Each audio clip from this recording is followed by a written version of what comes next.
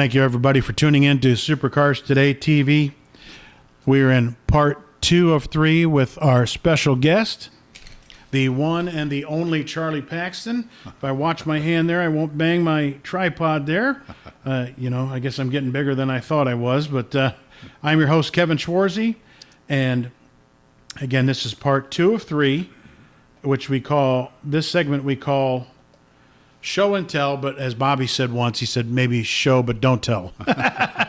and you know how the Bowshers are. You know, they just love the media. Oh, yeah. And this is where we go ahead and take a look back at some of the images from a guest's career. And right now we'll have those images up on the screen, and we'll have Charlie talk about those. And we're just going to get right into it here.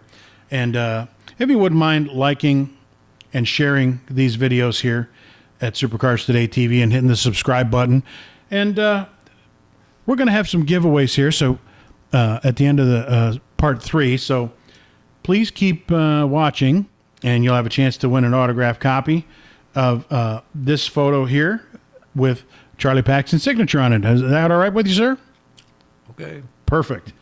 So our first picture here, this is that pretty blue Lumina, and that's, again, our graphic here. But maybe tell us about this car. That's that's my first car that I had. Back then, in ARCA, you had to have a 5-inch minimum clearance underneath the car, so you can see how high the car is set then compared to now. I think it's Daytona. I believe it's Daytona. That is Daytona, yes. The hood off of it is off of Benny Parsons' car. Now that's 69? 69, yeah. Now, did you make that race? I believe you said your first yeah. race was Talladega, so Yeah. this would be 69 or 70 then? 60, maybe Or is that Talladega? Could be Talladega. Okay, you were there, I wasn't, so. Yeah. What was the choice? Why was the reason for the Ford? For the Ford? Yes, sir. Well, Why'd you chose the Ford?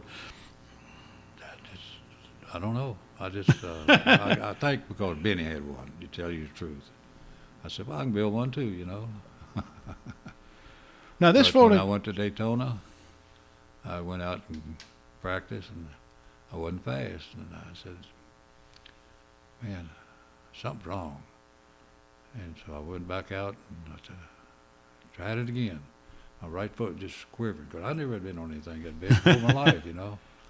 And Benny, I talked to Benny, and he said, are you holding the car wide open? I said, no, man, it's going to spin out. He said, no, it won't. He'd go out there, if you don't go out there and qualify and hold it wide open, you're not going to make a race. I said, okay. So I did, and we made it. Wow.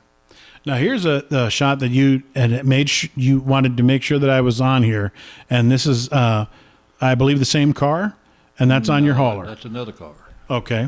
And which child is that with the helmet on? That's my son, Stephen. Okay. That's Benny's old truck.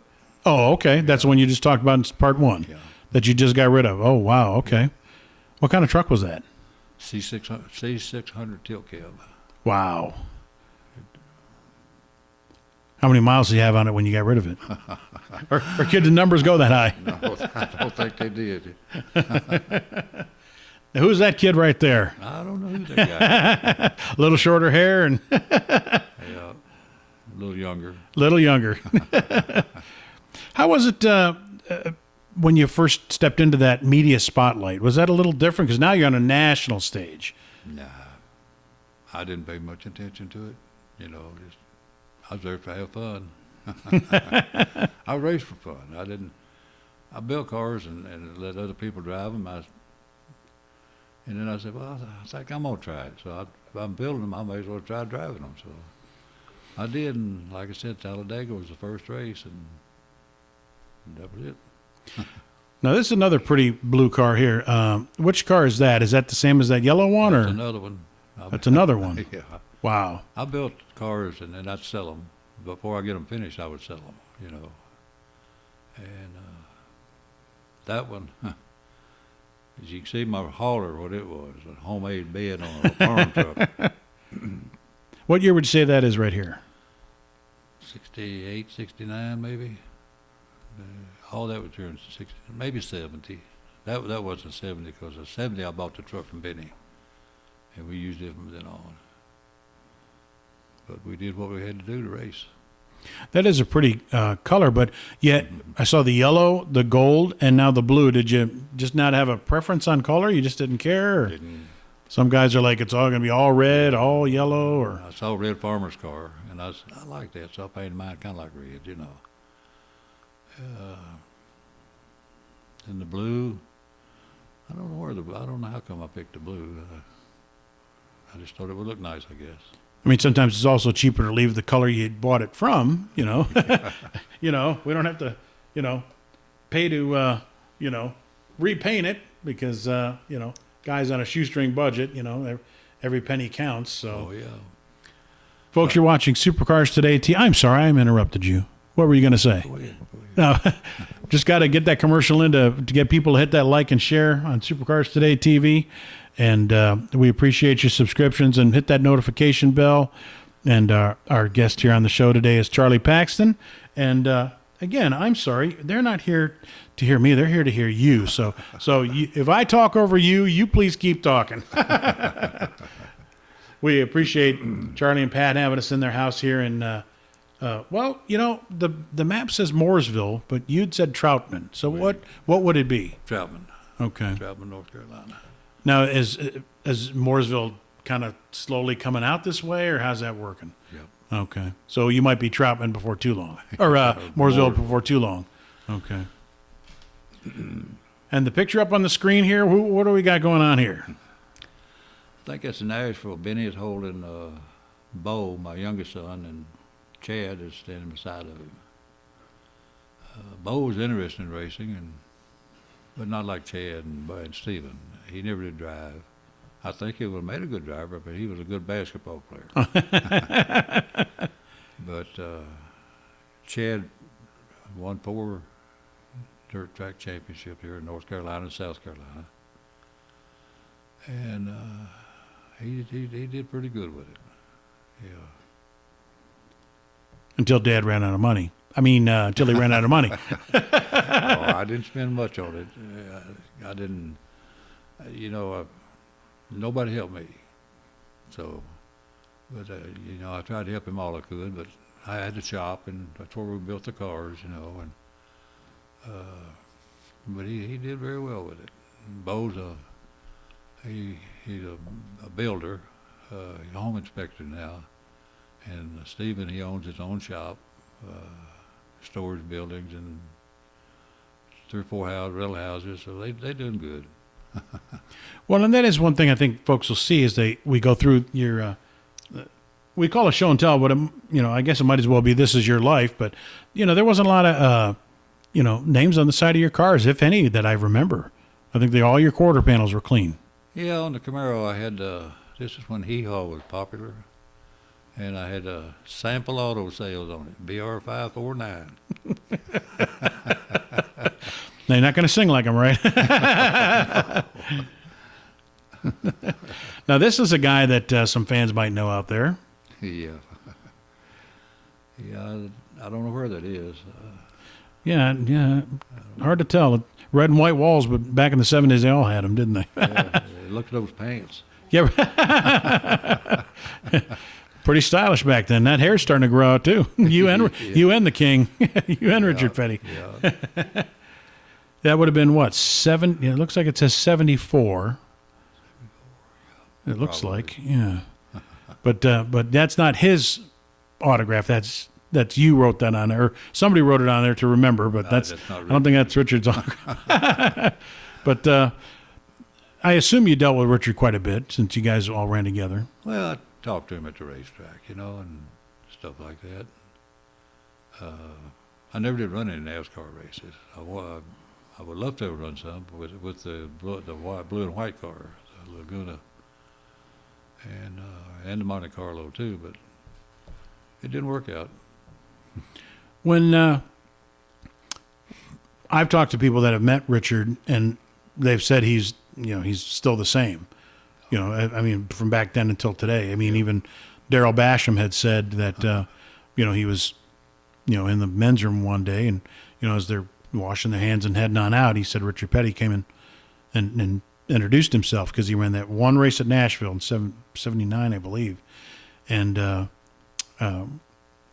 he said that Richard said he wanted to make sure that, he spoke to everybody, talked to everybody, because, you're going to have to race together, and, you're going to have to get along on the racetrack. So, yeah.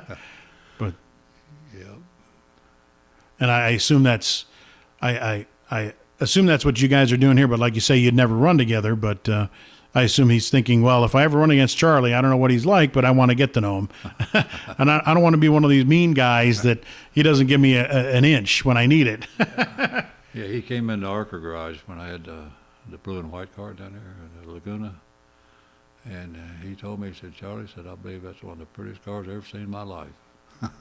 That is a pretty car. Yeah. It is a pretty car. We will get to that here in a second, but we are going to do another commercial for our channel, which is Supercars Today TV. And thank you, folks, for watching with our guest, Charlie Paxton, who did finish second in ARCA. Well, it wasn't Supercar back then. It would have been, ARCA New Car? I know for a couple of years it was Royal Triton, and then it was New Car, or what would we call it? What would we call it then? New car, I guess. I don't think we even had a sponsor. Not that I know of. Now, this is a car I know you're probably pretty fond of. This is I believe, 1975 or 74? 70. That was probably 74. Okay. I ran about 4 or 5 races with the Camaro. And then the next year I ran a full season.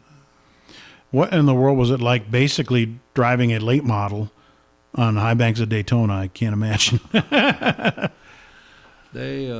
wasn't bad. You kind of iffy, you know what I mean? Because the cars moved around a lot. We didn't have the safety equipment they have now, and didn't have disc brakes and no power steering and none of that. You manhandle those cars. Right. I think there's a shot coming up here in a minute. You'll see how bad it was when I was running short tracks, 250 laps at Nashville. There's a few where you look like you were wrung out. Let's see if we can segue into this. Well, here you are on the high banks here, and is that Salem or is that Dayton? Probably Salem. Okay. That's the end of the season. Cars getting beat up a little bit. Cars beat up, right? Well, now I'd heard that to run a pony car, you would had to have covered the fenders, but it looks like they maybe just said, you know what, it's the end of the season, we don't care, because that front fender don't look covered. No. It had some parts missing, and I think it may have been in the heat race before this picture was taken. Okay. Yeah. Okay. That year I finished. I think I finished every race except one. I did finish them all, but I finished one. I crashed at Nashville. Hit a guy, and a guy spun in front of me, and I dived in the corner. Nashville, you can't see. And I was on him before I knew it, and hit him in the door and broke his leg. So, ooh. Okay. But I love Nashville and Salem. That was my favorite track. They're talking about NASCAR wanting to go back to Nashville. So I hope they do. I hope they do. They're going to run the super speedway, but not the fairgrounds. But right. Here's Charlie Paxton, and I believe this is out of Racing Pictorial. You were running second in points at that time, and Yep. Please refresh my memory. I don't. It wasn't necessarily close with you and Dave Dayton. No. So it wasn't a suspenseful. Who's going to win it? Well, no, it wasn't. It came down to the last. Actually, sat next to the last race. I show up in someplace in Indiana to race and unload and get off and look around, look at all these cars, got 18 and 24-inch tires on. I said, "What's the deal here?" "Oh, well, we're going to have open competition race." I said, "Really?" "Yeah." I said, "Well, somebody forgot to tell me we didn't even make the race." Wow. Only 2 ARCA cars made the race. The rest of them were modifieds. Wow. That's politics. The almighty dollar. Right. Yeah, great. Gee, thanks. Well, folks, this is the end of part 1 of Show and Tell here on Supercars Today TV. And you are watching our interview with Charlie Paxton, who finished second in ARCA points in 1975. And the reason I keep bringing that up, Charlie, is not that you just had a 1975 season. You did have more of a career than that, but it was your greatest claim to fame. You know, I'm sure Derek Cope introduced himself as, winner of the 1990 Daytona 500, even though his career spanned 30 years. But but we appreciate you having us here in your home, you and Pat. And folks, please tune back in to part 3. And thanks for watching. Please click that like and share button. And thank you, Charlie. Will you going to return for part 3? Thank you. Perfect. Thank you.